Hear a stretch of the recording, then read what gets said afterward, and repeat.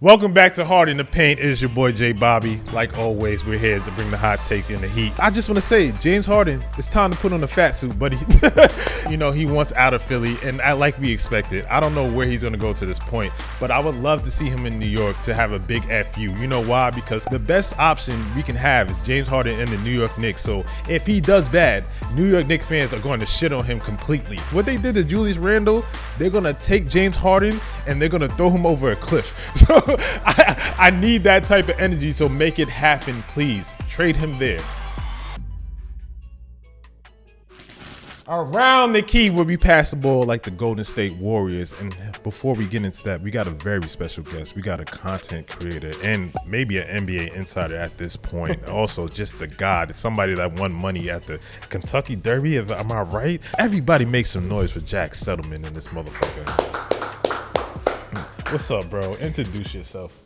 I mean, great intro. Disgusting idea about James Harden playing for the Knicks. I don't want anything to do with that. Mm-hmm. So, long-time Knicks fan, if that does happen, do you see yourself getting to a championship? No.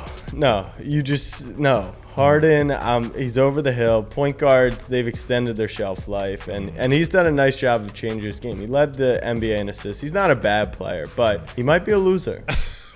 He's definitely a loser at this point, because I feel like when you're running from the grind at this point, I just feel like it doesn't make any sense. Your best option to win a championship was with KD and fucking Kyrie, and you force your way out of that to go play with Embiid. So now you don't want to play with Embiid anymore when shit got tough. And I just don't understand that. Like, what other option do you have at this point? You made as much money as you can in this league. You're one of the top players ever, and you have to sit there and figure this shit out. Stop running from your problems. Try to get better. Even if you don't win it next year, there's always the year after, and you can try to build on that. What's the issue now? You wanted to play with Embiid. You got to play with Embiid. Now you're just like, oh, I don't want to play this because we didn't win a championship this year. I want to leave. Like, where the fuck you going to go? Like, and then the whole Houston reports of going back to Houston. There's no way you go back to Houston, because how you left there, you put on the fat suit, you force your way out of there, and now you want to come right back full circles. That shit is ridiculous to me. I'm disgusted with that guy at this point. Me too. And I think the Sixers are as well. I think it wasn't a James Harden decision. James Harden, his entire career,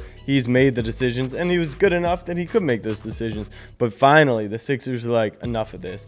Could James Harden be good next year for Philly and give him a good chance to win a championship? Yes. But he wanted 4 years, $160 million. I mean, you saw what they paid Van Vliet. I would have wanted to go to Houston. They're just giving bags away.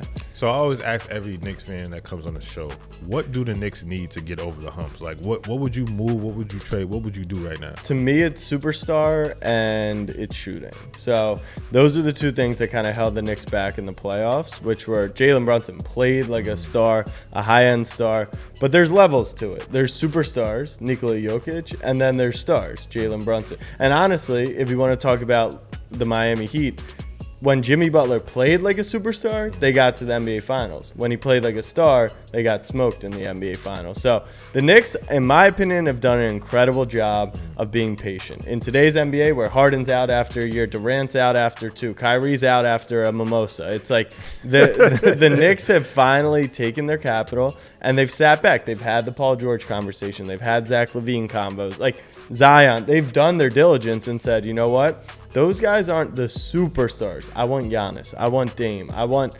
Embiid. I want a superstar, not a star. So they need that, and then shooting.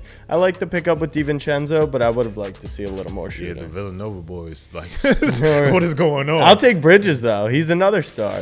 What would you give up for Dame if you had the opportunity to? I don't think Dame's necessarily the right fit for the Knicks right now. I think the people that are like, oh, they'd be a small backcourt and get worse. The Knicks would be better if they had Damian Lillard. Like, let's not be stupid about it. But they'd give up quickly. They'd give up Barrett. They'd give up picks. And honestly, I think you could build a pretty strong roster. You put Josh Hart behind them. You get the shooting from Lillard there. Randle's the big question mark. Can he be a third star? Can he be not the alpha on the team, not the shot chucker, and still be efficient and a strong piece? So I personally think they've sat nice. They need to bring in a wing next offseason or this deadline. And if you can maybe slide Randle or Barrett out, bring in a strong 3-and-D wing, you can compete. Hi, Colin. If What's up, everybody? College Jack, introduced residential guy.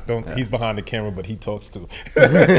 Julius Randle, my whole thing with him, I don't think he is the guy, but I do think if you get a guy in there and you pair him with Julius Randle, people will like Julius Randle way more. But he is a really good player. He's just not that guy. It's not. And he was hurt in the playoffs, which people don't acknowledge. And he's not a superstar. And honestly, this will shock most Knicks fans. Neither is Jalen Brunson. Look at every single championship in the history of the league. They have had a superstar on the team, besides maybe the Spurs in Kawhi, Duncan, Parker. But those Pistons teams. Yeah, and that was 04. So it's been 2 league. decades since a team won without a superstar.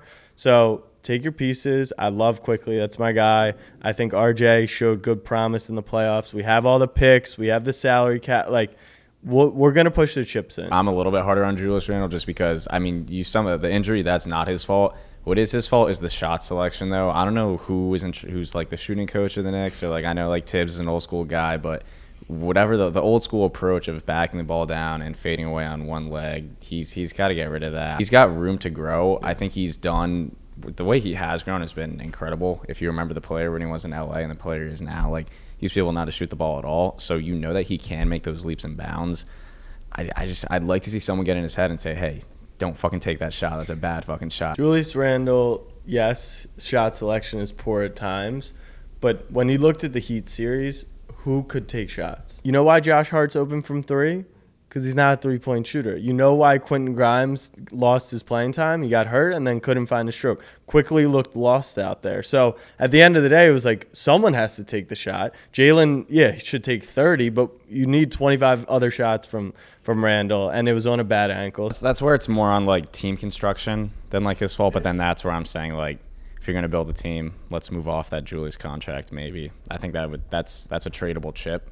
And then you get guys who can come in and make shots. Obviously, I'm tired of talking about Dame. This has been a 3-week thing for me. I am stressing about I don't want to talk about Dame anymore. But obviously, we have to talk about Dame. And Dame said he's not going anywhere else but the Miami Heat. Rightfully fucking so. But I will say this. If he does not go to the Miami Heat, I think he should open his options up to the Boston Celtics, in my opinion. But before we even get there, what's your thought on Dame to the Miami Heat, or just leaving Portland in general? The Heat would be really good with Damian Lillard. They went to the finals last season. They lost their depth. They didn't get lucky, but they ran pretty hot. I get sent stuff from time to time. Some of it, I'll do my diligence. Some of it's wrong. Some of it, the source is bad or they got bad info. And some of it's right. And the Lillard stuff, we got good info. We know that he thinks he's going to be in Miami next season. All of this is gross. All the insider politicking of who gets info from who. Woj, I'm pretty sure, is the only one saying that Dame could be open or the Blazers aren't going to trade him to Miami because the Blazers are in Woj's ear. And on the flip side, he's the front office guy. Yeah, Chris Haynes is the players guy. Exactly. So Dame, he wants to be in Miami. He's going to be in Miami. Do the Blazers owe him anything?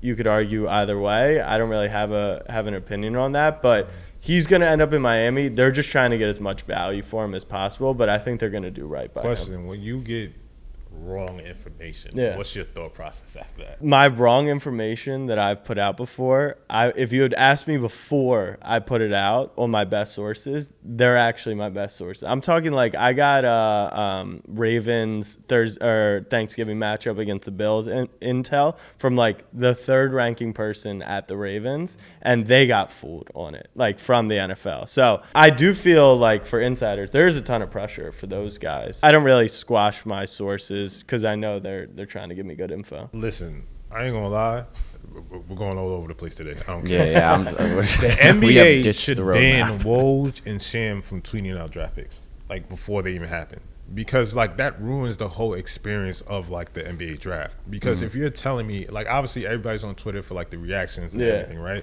But if you're telling me who they're gonna pick before they pick, why the fuck am I even watching the product? It doesn't make any sense. So it's destroying the actual feeling of it. Yeah. Because even the NFL, they kind of try to do it, but they don't really do it too much. Like, I seen one time Woj was even tweeting out NFL picks. Yeah. It's always like, funny when all the plazers like go back to football. Like, I'm like, what the fuck are you doing? Like, nah, don't do this. This is not how this works. But I just think that they should ban that. But Dame. I said this last week. It's rare when I think everyone kind of like in the NBA community agrees on something, and Miami's just seems like such a perfect fit.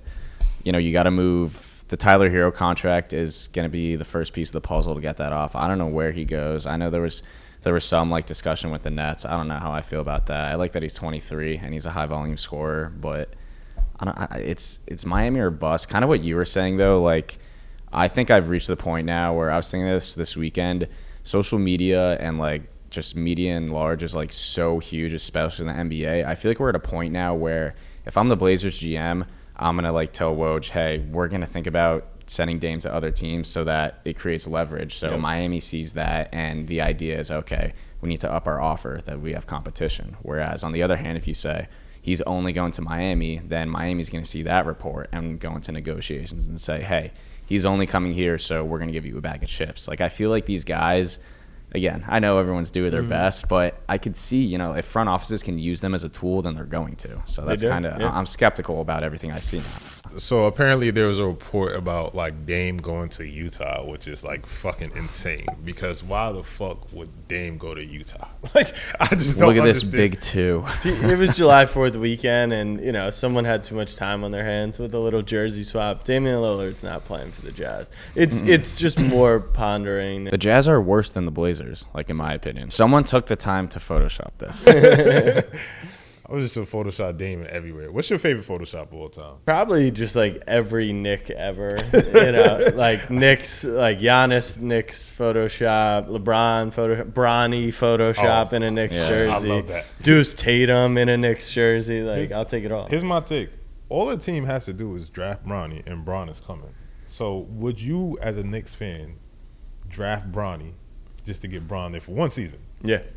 That's all I need to You're gonna sell so many goddamn jerseys. Like, if you have both those guys, like, you're gonna be able to like market like, oh, father son night, bring them to the stadium and watch Bron and Bronny play. Like, but the tickets would be insane, bro. Well, I have season tickets. That's why I wanted to happen. Sorry.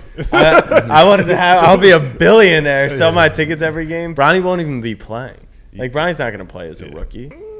If you try to force the hand, I think they should, like, just a little bit. I think it seemed like it'll be like when the Celtics, they were like, we want Taco. Yeah, like, all right, get out there, yeah, Bronny. because you're gonna have to see Bronny. But Bronny's not gonna play every night. No, I don't I mean, think it depends. It's literally gonna be like the situation in like T-ball where the coach's son is like, yo, like, where isn't my son playing? That'll be like LeBron on the bench. What's your opinion on some of the young guys coming up, right? We have Chet. We're finally starting to see him play in the summer league after that injury, right? What is your thoughts now that you got a small sample size of Chet going forward? I mean, he put on 13 pounds. Everyone said that's like a good weekend, having a couple dinners. But, I mean, the most intriguing part of Chet is his shot blocking. Like, that was, you know, the 15 points and the boards and everything was great, and it looks good, you know, that he's back out there. But he blocks shots, and he protects the paint. And Draymond said it on Paul George's podcast. He's like, you know, there's that French guy who gets a lot of money to block shots and can't do anything else. Chet, you know, he's got a little bit of a handle. The shot isn't really as good as maybe it was touted to be, but the fact that he's mobile, he's going to block a lot of shots. It's going to be huge for the Thunder. Yeah, I agree. And, like, just to go off, like, this weight thing, I feel like with a lot of young players, like, there are guys who go into a summer and you always say, just like work on one thing. For Ben Simmons, every summer it's shooting. You know, for guys like Luka's not that, but Luka, it was always drop a few pounds. Zion, drop a few pounds. It's nice to see. Like Chet, the one thing people want to see was just put a few pounds on. It's nice to see that he checked that box. So I'm encouraged. So what are the pieces for the Heat to win the championship? What do they need? Probably make a move at the deadline. They had some encouraging, you know, play from Jovic, not Jovic in Summer League. So, you know, can you find Christian Brown 2.0 to get some depth from a young guy? Any competitor is going to be looking at the deadline for buyouts or for little trades that you can take future draft capital and kind of pack it all in. But that team would be well built. I think that is, you know, with losing Vincent and Strus, you're losing shooting. You bring in Damian Lillard, that's going to expand the floor, which is what you need for a player like Jimmy Butler and Bam Adebayo. So if anything, you just need Bam and Jimmy to be more creative offensively. I think that's why their offense was so poor this season during the regular season, because there's just no space. But Lillard expands that range, and they would be really, really good. Yeah, I think I don't care if you got to attach a pick to it. I think they really need to get that Kyle Lowry contract off the books. I was like, good for him that he played better in the playoffs, but he's getting paid $30 million. He's just not worth that anymore. So you got to get rid of him. Trade for Dame, my idea that I thought of all on my own. No one's been talking about that at all. But no, a guy I like for them to get some of the shooting back that they're going to lose with Strus is Brent Forbes. Shot 40% from 3 last year. Has been doing that since he was a rookie, I think. That's a cheap option. Haywood Highsmith is a guy who I became a big fan of. I think he's going to step up with some of the minutes if they do ship out guys to get Dame in there. And then another guy who's a restricted free agent, Ayo Dosunmu, just strikes me as a he culture guy. Plays hard, really good cutter. That's a guy. He's restricted, so they'd have to outbid the Bulls right now, who I don't know what the hell they're doing, but. Yeah, that's where I'd like to see the offense go. The Heat are built so well to defend Giannis with, like, Bam and all the switching that they have. I also think that they gave Chris Middleton way too much money. Like, I never thought that he was – sounds a little blasphemous saying Chris Middleton was never that good, but I don't know.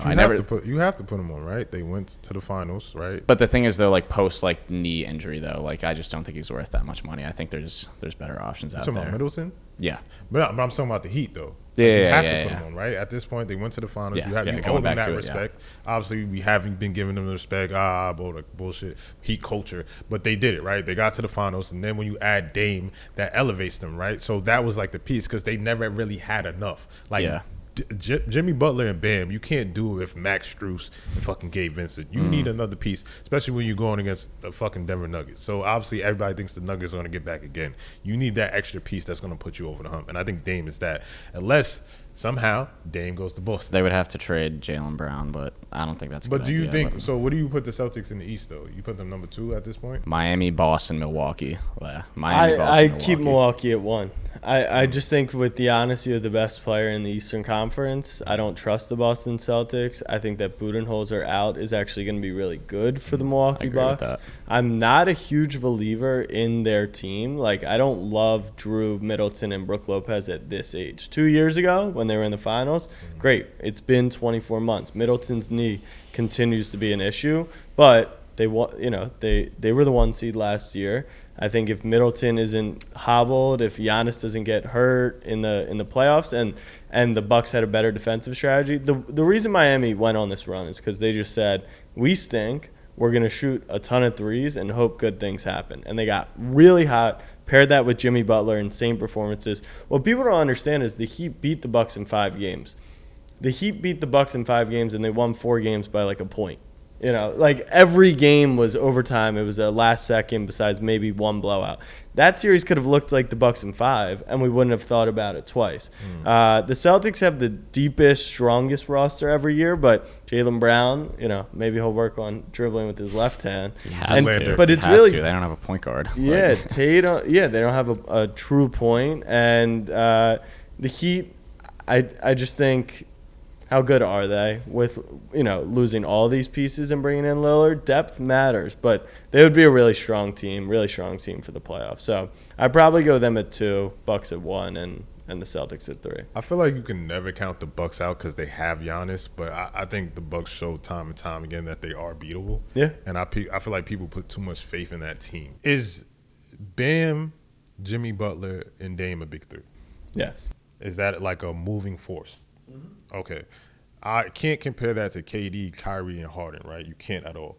But you can say, like, when you looked at when they matched up against the Bucks, they were beating the shit out of the Bucks. If his foot is on the line, if it's not on the line, they win that series, blah, blah, blah. I know that hurts you. I love talking about this, man.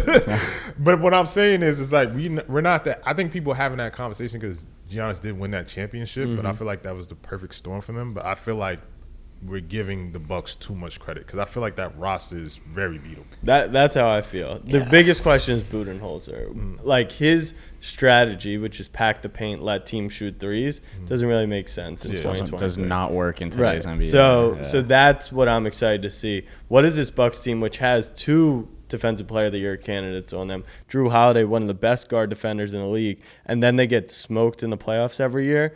That, to me, is more system than it is anything else. So let's see what the new coach installs. And, Would you rather see Tyler Herro on the Nets or the Spurs? I'd rather see him on the Spurs. I actually think, similar to Julius Randle, some teams just need 25 points per game, and they just need that space filled. And even if it's not a net positive, it would be a net negative because they wouldn't find those points anywhere else. So you kind of just figure it out on the back end. Brooklyn, I'm not really sure what they're building. They seem to be a team that's going to be okay, just playing in that mediocre, like chasing a play-in, chasing the 8 seed, with guys who are perfectly young. But who's going to want to go to Brooklyn anymore after what happened? Like, that was Dame it. did. That was it. Dame did a week ago. Dame said he likes Brooklyn, and I like going to Brooklyn for pizza, but I don't want to live there or play there. So Damn, live there? Why? I'm a city. I'm a city The first guy. month in like 5 years, the Knicks are better than the Nets. Does Tyler Herro, Mikal Bridges, and Cam Johnson get anyone excited? Does it No, get but you it's a stepping stone, I think. Towards what, though? I mean, all three of those guys are a package for a star when the next star becomes available. Sure. I mean, yeah. if they're their roster right now, like I think if they can swap Dorian Finney-Smith and like Royce O'Neal are win now pieces, they shouldn't be there. If they can do those two and keep those Suns picks and include maybe like one other first rounder for Tyler Herro, why the hell not? Tyler Herro is 23 and he's averaged 20 points his last 2 games. But he stinks. He doesn't stink. Everyone scores 20 points per game these days. It's not that great of an achievement. He's so bad that they didn't even bring him back in the NBA Finals when he was healthy. Like, they didn't want to play him. Debatable. I don't know if he was healthy. His wrist was broken. His wrist was perfectly fine. The insiders told you? I watched it. I watched him at the NBA Finals go through full speed workouts. He was completely fine. And then he made comments about not wanting to mess with the flow of the team. Also, how do you say that Tyler Herro has a 4 to 6 week injury, but then it becomes like a very specific date? Like, the wrist is either good or it's not good. It's either healed or it's not healed. Or you can play through the injury or you can't play through the injury. If the Heat wanted him on the floor and they thought of him as a positive, he would have been on the floor. And he wasn't. I'm just not a Tyler Herro guy. He's a high shot volume guy. Like I said, for the Spurs, it's perfect. For the Brooklyn Nets, who you think are going to be able to package it, no one wants him. Like, the Blazers are not excited about the idea of getting Tyler Herro. Are they? I don't believe so, but like would you be excited about getting Tyler Herro? I wouldn't be excited, but I'd be like fine with it. Sure. I wouldn't. Okay, so I don't think he's a terrible player. I don't think he's a terrible player either, but he's just not like everyone is always obsessed with like he's 23. So is Bol Bol. Bol Bol got You're comparing Bol Bol to Tyler Herro? I'm saying that's like foul, bro. They're just not that good. You're not just gonna sit back and just like hit the home run and like sign like Giannis. Like, you trade for better players, you make moves, and then you step and you move on and you. Getting Tyler Herro. I hope he goes to Brooklyn. I hope you guys run a big three of Bridges, Johnson, and Tyler Herro. Knicks versus Nets, baby. I love this, but I feel like we're having this conversation again because of fucking Dame, right? And this is all leading up to Dame. And I just feel like I never understood the fact about Dame going to Brooklyn anyway, because it didn't make sense to me. Because he's in win now mode. He's 32, right? And it doesn't make sense for you to have time to sit there and build with 3 years to get to a certain point and have trade pieces. It's like either you're going to win now or you're not, and you're going to try to win now. Even if you don't win the championship next year, you have to be on a team that's competing for a championship, and that's what you want. Dame said all he wanted was a fucking chance. So going to Brooklyn is not that chance you're going to get. Like, you're going to get bounced. So let's be realistic about this. Let's stop talking about Dame. I don't want to talk about Dame ever again. Unless he gets traded, unless it actually happens, then we do that. Now, fuck that. Lakers, baby, a real playoff contender. That's offseason. Listen, they had a good offseason. I mean, I feel like Gabe Vincent was a good signing for them. Obviously, they got Reeves and Rui back. I feel like they split their contract in half. Is that true? You think so? What do you mean? Because they both got $50 million. Yeah. Around that, right? And I felt like everybody thought they were going to get the bag. But obviously they stayed because maybe Rob Pelinka sold them on like, oh, we're going to win a championship, blah, blah, blah. So I feel like for them to convince them to have that team chemistry and have a full year back of those guys and having some like, all right, maybe taking some pressure off of AD because you got like Jackson Hayes and you go out and get Prince and like a better rotation of guys, because in the beginning of the year they had Russ and they weren't good and they were struggling. I personally feel like they had a good all season, but people were saying that this is an overhyped offseason for the Lakers. So what's your thoughts on that? I'm surprised we don't have Cam Reddish listed on there. I figured Lakers fans would be most excited about Cam Reddish. Listen, I want him to win, but I don't think it's going to happen. Did they have a good offseason? Yeah. The Lakers were the second best team in the NBA after the trade deadline, and they were in the Western Conference Finals. They got swept in the Western Conference Finals, so they're probably not as close. So what additions did they make? Gabe Vincent, Taurean Prince, Jackson Hayes. Is that winning you 4 games in the conference finals against Denver? Mm-hmm. Maybe not. I guess my issue is it seems like they're locked in now. Mm-hmm. So they're going to have chemistry because they're going to play 82 games with this team. But what happens at the deadline when you see like there's moves to be made? Who, like, what draft picks do you have? What young pieces do you have? Like, you kind of sign somewhat of veteran guys to long-term deals. You don't have super movable contracts. So the one move I don't get is D'Lo. Lakers fans were calling him. They called him the best point guard in 15 years after they got him at the deadline. I know. That's wild. It was wild. That's tough. And then he was sitting out fourth quarters in the postseason. And then Lakers fans were very excited to bring him back. I think as a Lakers fan, you got to be excited. You're retaining a team that really only played 30-some games plus the playoffs together and was really, really good together. Well, that's two things. Fans aren't GMs. So, like, they can be mad if they want, but they're not GMs. Yeah. And then, two, like, when you look at D'Lo, I don't really think we had a better option to go out and get anybody else. So, I just feel like he's not terrible. Right. Like, he had a bad stretch in the playoffs, but he's a pretty solid player, right? Yeah. So, you go out and get him. To your point, I remember you said about the Miami Heat and the Bucks, right? Those are close games, right? They could have been flipped. I feel like this is the same with the Lakers. For sure. Those first 2 games, I easily felt like the Lakers could have won those 2 games, especially the second game when LeBron fucking lost the ball, whatever. But there were close games. So, I mean, going forward, I think, like, this is a better roster. It's healthier, and I feel like we have to see. I mean, the whole Russ shit last year was just, like, abysmal. And I feel like once we get to past that, then we'll be all right. I kind of like raised an eyebrow when they brought him back too, because LeBron needs shooters around him and guys where if he's going to drive in and kick it out, you need to hit it. D'Lo's a good shooter, but sometimes he's not the most consistent guy. But they didn't overpay for him, so all these guys that they signed back, minus Reeves, you want to keep Reeves, but like I don't know the details on the Jackson, but they didn't pay a lot for Taurean Prince. I know the Timberwolves offered him $7 million, and he turned that down and went to the Lakers for less overall. Those are guys; those are movable contracts. So much with like the second apron and the new CBA is just being able to have flexible contracts, and the Lakers did that. They didn't overpay. I think they had the best offseason. I was shocked at the Reeves price because people gave Reeves a lot of credit. I don't know if they actually gave him enough credit. If he had gotten 4 for $80 million like Dillon Brooks, I think he made the equal amount of impact of that contract. So to get him for 4 for $50, and on the flip side, I actually thought Rui's contract was too much. So they got there in the end, but Reeves was so valuable to the Lakers after the All-Star break and pick and roll, taking the ball out of LeBron's hands, because LeBron at this point in his career, you just can't be the same guy he was. So how do you manage those minutes with him off the floor so he doesn't have to be so ball dominant? Will LeBron and AD be healthy come May? That's really the question with this. But 1,000%. That's. I mean, specifically on AD, that's why I like the Jackson Hayes, because he can stretch the floor, he can run. That's a guy who can go out and play the games that AD gets hurt for. But no, credit to Pelinka, like really, like honestly, because like obviously you wanted to retain Rui. Like either if he was paid too high, it's like the market value is the market value. Some team would probably overpaid him anyway, but you wanted to keep that piece. If you look at Austin Reeves, you legit sold him on like, yo, you're gonna have to take this half a bag. You could get some more money in it, but do you want to win?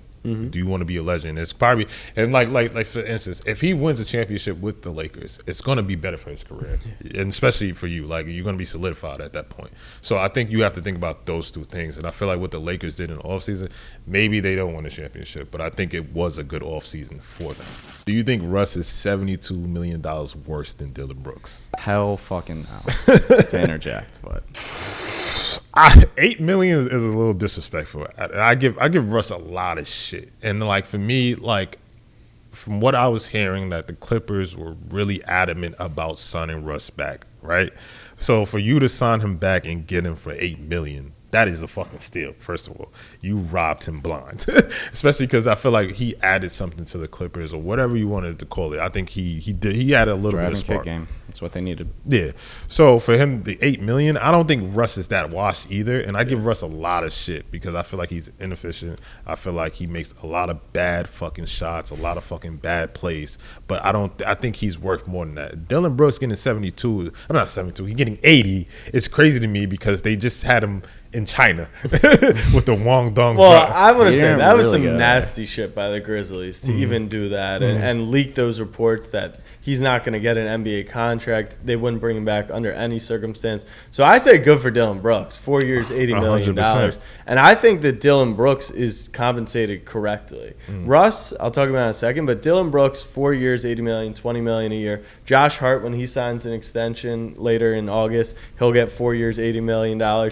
Josh Hart is the same player as Dillon Brooks without the fuck shit that Dillon Brooks does. So if you want to say discount a couple bucks because he's annoying, but Kyrie Irving got the money and he's 10 times more annoying and disruptive than Dillon Brooks. So he's one of the best top 5 wing defenders in the NBA by advanced metrics. He can shoot the ball at least a little bit or be a threat to shoot the ball. Same as D'Angelo Russell.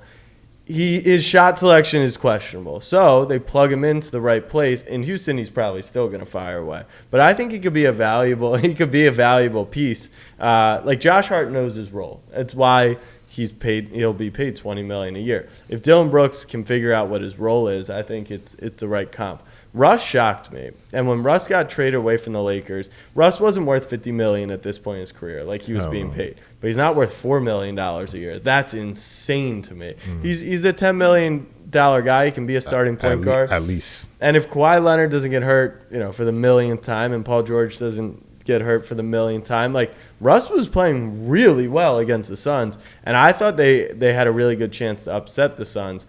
Obviously, injuries happen, but Russ was awesome in that series. Dillon Brooks is better than me because, excuse my language, if I would have got $80 million, I would have told y'all suck my dick. Because all the shit that the media was giving me, the fans was giving me, and how they treated me, and I was shitting on Dillon Brooks too. I'll shit on you to this day. But if I was like you, the low-hanging fruit of like the NBA. Oh, Dillon Brooks, Wong Dong Tiger. Yeah. Like everybody's getting sent to China, and he was the fucking mascot of it. So it's just like, yo, I salute to you, bro. You proved everybody wrong. You're back in the NBA. You're making $80 million. You're fine. Like I think this is more about just the shape of the league now where, I mean, Rush isn't washed, but he's 34, so 3-4 more years left. Like Dillon Brooks is 27. A 27-year-old wing 3-and-D guy is just more valuable than a fast but can't really shoot point guard who's 34. Who would you rather have, D'Angelo Russell or Russell Westbrook? Not on the Lakers. The Lakers need D'Lo way more than Russ because of the fit. But, let's just say blank slate right now for one season. Who do you think? For the Clippers or just, any team in general? Let's say, the Magic. D'Lo's younger. But for 1 year. For 1 year. Wait, Russ around Braun? No, not around Braun. Oh. It's hard because their games are – Russ They're complements so a very yeah. specific kind of team and kills a very specific kind of team. Exactly. So that's where I think, I'd rather have Russ on a handful of teams. D'Lo's is mind-boggling sometimes because he'll just pull up a three and then miss and transition, and I'm like, why'd you do that? And he'll just keep doing it, and I just bro, I don't know, just do something else, please, literally, because if it's not hitting, it's not hitting. I get it, you have the green light because you need to shoot, that's what you're there for. But transitional threes, that fucking kills me, bro, because there's only a few people I feel that's like that, right? There's Dame, there's Steph. Who else you would put in that category that can just do that? Jalen Brunson. I don't know. Kyrie can pull those. I'm sure. Okay, cool. Kyrie. The shot is you do it if you're on the fast break and if you have a guy rebounding, then it's always a high percentage shot. But if there's 3 defenders there and they're gonna get the easy rebound, nah. Did anybody see the Jalen Green video? Come on, I can't wait to see you at draft. Oh my god. Is there any thoughts, questions, or concerns? My thought is maybe I'm sus for this. I don't know. But when I was 14, we did some weird shit. You were helping your buddies too? Yeah, I mean, summer camp, Jesus Christ. Shit went down. So I think it was disrespectful they traded his boy, after seeing the video. So, yeah, I say it was all good. Getting his hump on. Listen. He's got to show that energy and intensity on the defensive end, and then that's what we're looking for. No, I think my only thing is watching that video as somebody that played sports growing up. to college, you seen some wild shit in locker rooms. Locker People do rooms some get weird creepy. shit. Yeah. And, like, that doesn't mean it's not weird. I want to say that. I was going to say it's not weird. But it's just, like, that is some, like, pure vintage, like, sport athlete team bro shit that I ever seen in my life. And I wasn't even shocked by that. I was appalled because they were so aggressive. I'm like, oh my God, what are we doing? But I was just like, yo, people are making a big deal about this. But the problem with the NBA and the internet, that's going to follow you fucking forever, bro. Yeah. That's the only problem. So it's just like, it is what it is. Whoever leaked that, you're fucked up. He made Udoka's team. Shout out Jack Settleman, humping his teammates. Who's having the worst offseason so far? I think it's the Rockets. All right, look, the Rockets did what the Knicks did a few years ago, where they cleared a lot of room, they had a plan, and that plan kind of went to shit. And so they panicked, and they gave out some really bad contracts, in my opinion. Stuff that you'll be able to move off of, but it might cost you something to move off of. And a roster construction that makes no sense. And you bring in vets who are going to take up a lot of shots and playing time, but you had built a really, really young, raw roster. And you're kind of middling it, and the Western Conference is super deep. And for me, it just didn't make a ton of sense. So I would say the Rockets had the worst offseason. To me, this is going to sound crazy. I feel like the Clippers are having the worst offseason. I feel like they didn't do anything. It was a mistake that they gave up some decent assets for Eric Gordon, and he just walked. This team needs to win the championship, right? At this point, like what are they going to do? Needing to win a championship. Yeah, I don't think their offseason's done. I really think Harden's in play for them. I think that Paul George could get traded. The Rockets are done. They got Fred VanVleet at $40 million a year, you know. And I was hyping up Dillon Brooks, but that's a guy that he's worth that on a championship team. All he's going to do is take minutes and shots away from Jabari Smith and young guys in Houston. So I hated their offense. Is Paul George to the Knicks a realistic thing? Seems like it's realistic, but it seems like the Knicks aren't interested in a post-30-year-old who's going to command $50 million. And, you know, the old Knicks probably make that move. Yeah. I mean, look, to get a star in New York, the question is Paul George a superstar? That's the question. You want to win a championship. That's what we're all here for. You don't give it up to have like an Eastern Conference Finals ceiling, and I think that's what the Knicks are with PG. I mean, according to Brandon Miller, he's the GOAT. So the Knicks have time, right? And I think at this point, like, where the Knicks are is light years ahead of where they were, like, maybe a few years ago. Like, the Knicks, you're a Knicks fan. You guys have been struggling for a long time now. So I feel like you're in a good position. But obviously, we want to see the Knicks win a championship. And obviously, we don't know what that next step is because, obviously, it's hard to get a superstar to New York for whatever reason. Partially, I think it's because of the fans. Dolan, yeah, that too. But I think it's because, like, yo, if you put a superstar in New York, there's so much pressure on that star, right? And then when he doesn't produce within, like, the first 3 years, the fans are going to turn on you. So it's just like, why would you want to come here as a star? Or even if you do come here as a star, you're just going to be turned off and you're going to leave. So I don't know. With Jalen Brunson, people were shitting on that, like, deal to signing him for over 100, but it's just like you didn't have that type of expectations for him. I think with Randle, I think you have – the expectation is so fucking high for him that it's just, like, unrealistic. I don't get it. He exceeded him at first. When he first went there, I mean, didn't the Knicks even put out a thing where they were like, oh, like, we didn't have, like, the offseason we thought, but, like, we, like, signed Julius. Like, did you think he was going to be an all-star? No, exactly. not at all. So No. I think that's just, like, a human thing. Like, if you exceed expectations, like, player, team, whatever it is, you're happy for it. If you sign a guy and you pay him a boatload of money, you expect him to be a star and he's not, then you're going to be upset. I will say there's a lot of pressure that comes with it, and yeah, you could get turned off, and I think Julius is probably sick of New York, but if you did deliver for the Knicks, I mean, we would have to live in Brooklyn because Manhattan would burn to the ground. So I think that the pressure comes with the reward, and the Knicks are in a position where the Boston Celtics have been over the last few years, and they decided to stick with Jalen Brown, and Brown's developed into a great player.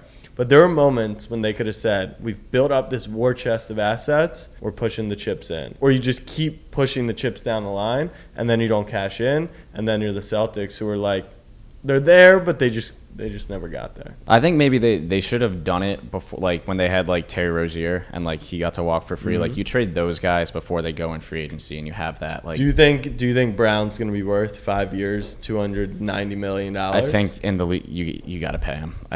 I'm not debating that. But do you think that because that's now the max of all max contracts, right? I think is he a top 10 player?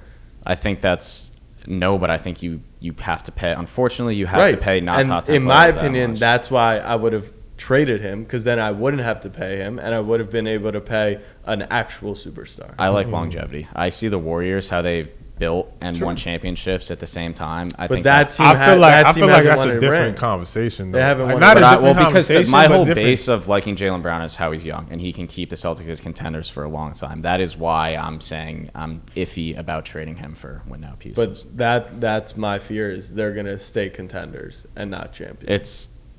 The margin is thin, you know what I mean? So my question is, maybe Porzingis is like, that's why I think the Nets made the absolute correct moves by going all in, and it didn't work out, but that was the right move. There's a space between being like what I say is like plateauing, where like you're good and then you're just kind of like I think of like the Indiana Pacers of like the mid to late 2000s, where they were good and they held on to their pieces, but then time just kind of fizzled out. One guy left, another guy left, and then it was over. And then you don't think it's starting to fizzle for the Celtics? No, I do, but I think Porzingis is a good. Maybe a year from now we could be talking about how that was the person. And I think they missed the timing, because I think Jalen Brown's a really, really good young player. You're probably because he's an all-star. They could have afforded better pieces if they got them on the rookie deals. So, question: how long do you wait until you make that decision to trade him? 2 more years. No, but at this point, no one's going to accept him if he goes out and he sucks and he's 1 year into a. Maybe someone will, but you're not going to get good equal value. Because that going left shit was crazy. That shit is good. Because I was bad, but like he's a fucking shooting guard. Like you need to sign a point guard. Huh? They needed a point guard. I feel you on that, but I'm just saying, like, getting exposed like Brown. that. I hate that I'm defending Jalen Brown right now. I'm saying just getting exposed like that, because I understand the whole young and the longevity shit, but I'm always a boy with like, yo, win championship now. Because when the Lakers had like B.I. and fucking Kuzma and fucking Jordan Clarkson and Randle, they were like, oh, we don't want to trade the guys because we want the long-term pieces, the young guys. And then they got Bron that first year, and then like he got hurt, and it was like, oh, we should have never did that. And then you get AD the next year. You only get AD because you got Bron. You only get the championship because you got AD and Bron. So that is more important than having that young core for like longevity, bro. Like, yes, I get it, but I feel like longevity is only for those small market teams that don't get those pieces. A team like the Lakers, a team like the Celtics, they're always going to be in good shape. That's my thinking opinion. of that also because the Nuggets just won too, and I just think there's so many things can happen in the playoffs every year where if you're a good team every year, then like, you know, you make a few good moves to the deadline and then bang, like that longevity, it hits that year and then you win that year. Give us your hottest take before we even get out of here, bro. Giannis will wear a Knicks jersey in the next 2 years. Why? I think it all comes together. Giannis, unlike Dame, delivered the championship. So while Dame did this whole loyalty thing and whatever, he got him to a conference finals and got swept. You can't be mad at Giannis if he ever said, trade me here. Like, statue, greatest player in franchise history, brought Milwaukee a championship. So I think that they ran it back with a team that is beatable, like we said. Middleton, that team is going to sour really quickly. They're all in for 1, maybe 2 years, but they have no assets, no young players. There are going to be a lot of bad contracts, and they're going to get to a point where they're going to need to reset it. And they're not going to want to do it because trading Giannis would be insanity. He's going to have to ask out. But Giannis, we've seen his transition. He's the most humble player in the league. He came from nothing, built up Milwaukee, and now he's starting to build. And I think his second chapter, similar to LeBron's, is going to say, give me a really good team. Give me the big market. I want to be bigger than life. I want to be like LeBron going to Hollywood. I want to be like that level of superstar. So I think the Knicks are going to position themselves, and that's what they're saving all these pieces So for. you're doing the Giannis Knicks photoshops. Oh, I've had those. But like, had those no one needs to make those.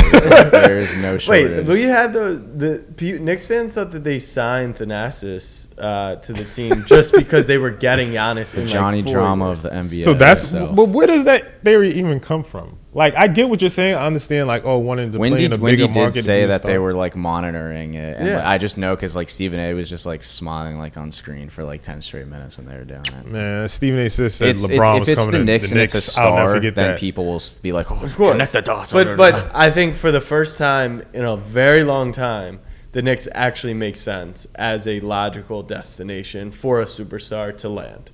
For the last 8 years, it would have been trading for a superstar to plug him into nothing with not a good team around him.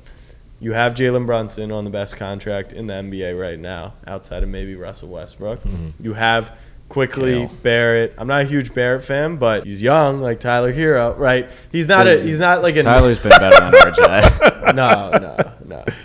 All right, I want y'all to debate so bad. And we have picks, a lot of like not top 5 picks, but solid lotto picks or potentially first round picks, and we have the space. And so if you remove Randle and you remove maybe Barrett or quickly, you've got room for them, and I just think I could see it happen. Yeah, I want to instigate that so bad. I'm going to leave it at that.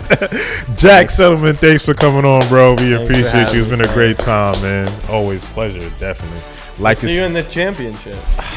The Knicks? Yeah. God bless. Yo, like and subscribe. We out of here. Harder to paint. Gang, gang. Does JBobby make you angry? Well, that's good. Let us know in the comments. Like and subscribe, baby.